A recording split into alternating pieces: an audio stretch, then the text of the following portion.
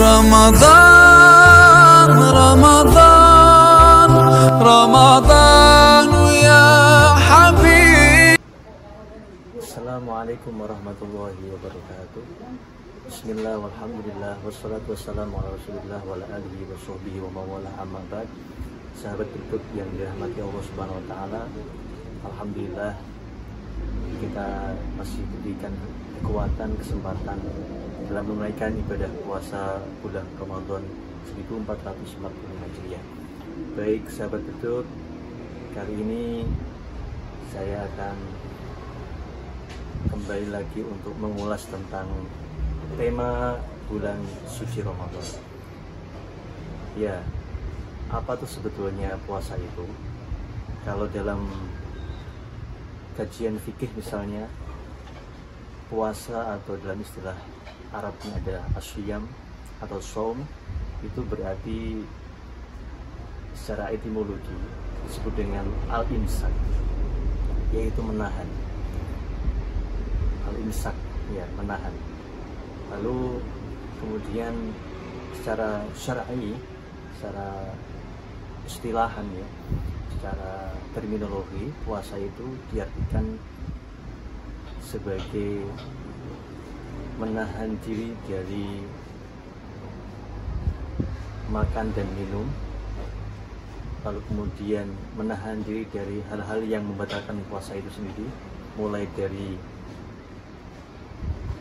dari fajar hingga terbenamnya matahari atau waktu maghrib, dengan tentu sesuai syarat dan rukun tertentu di dalam bulan suci Ramadan. Itu adalah pengertian atau definisi puasa menurut kitab-kitab klasik fikih, ya. Itu menjelaskan demikian, itu bahwa memang asyam itu berarti adalah al-imsak, menahan. Nah, ada tentu dalam syariat ini kita belajar maksud dari menahan itu, menahan ini apa? Siapa orang-orang yang mendapatkan taklif beban puasa ini? Nah, ini kemudian kita setelah belajar tentang definisi, lalu kemudian kita belajar tentang rukun, ya. Rukun puasa. Rukun itu dalam segi maknanya adalah sesuatu yang harus dilakukan dalam ibadah, itu namanya rukun. Nah, rukun puasa itu ada dua. Yang pertama adalah niat, yang kedua adalah menahan diri dari hal-hal yang membatalkan puasa. Baik, yang pertama niat. Niat dalam konteks fikih itu adalah qasdu syai' muqtarinan bi fi'lih. Jadi niat itu memang harus, dan dia qasdu syai', menyengaja suatu, muqtarinan bi fi'lihi, dibarengkan dengan pekerjaannya. Contohnya wudhu lah. Niat wudhu itu niat dilakukan saat dia membasuh muka, dibarengkan bersamaan dia melakukan pekerjaan itu, lalu diselingilah dengan niat.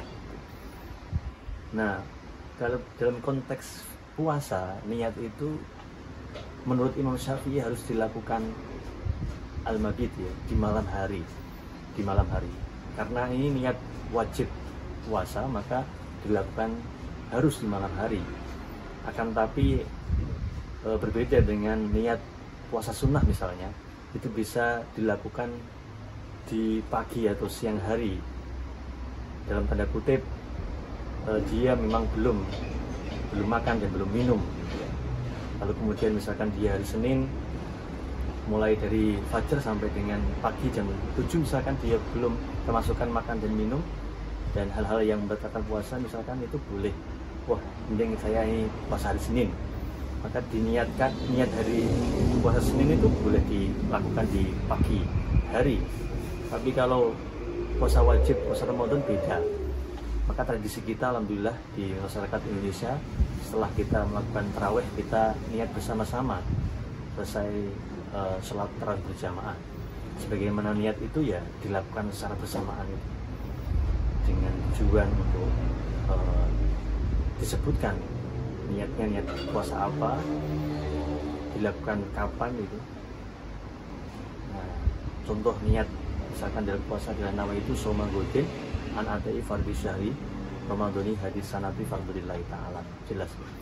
Kemudian hal-hal yang harus dilakukan atau yang dimaksud dengan rukun tadi, yang pertama niat, yang kedua adalah tarku, meninggalkan hal-hal yang membatalkan puasa ya. Disebutkan ada makan, minum, lalu kemudian jima setubuh dengan suami istri di siang hari, kemudian hal-hal yang membatalkan puasa lainnya itu harus kemudian ditahan, ditinggalkan semua, mulai dari fajar sampai dengan namanya matahari, tidak boleh dilakukan. Makanya harus sesuai dengan rel, dalam rukun itu harus sesuai dengan rel. Jadi gitu ya, jadi definisinya sudah, kemudian rukunnya sudah, lalu syarat wajib. Apa syarat wajib puasa? Yang pertama, syarat wajib puasa tentu adalah kita sebagai orang Islam, maka kita dapat beban itu, beban taklif namanya. Kemudian yang kedua, balik. Balik ini yang laki-laki tentu mengeluarkan sperma, tandanya. Kemudian yang perempuan adalah keluarnya head, itu tanda-tanda balik. Kemudian yang ketiga adalah berakal. Sehingga berakal ya tidak dapat beban, tidak dapat beban puasa, perintah puasa. Kemudian mampu istitoah, mampu berpuasa. Yang nomor 5 adalah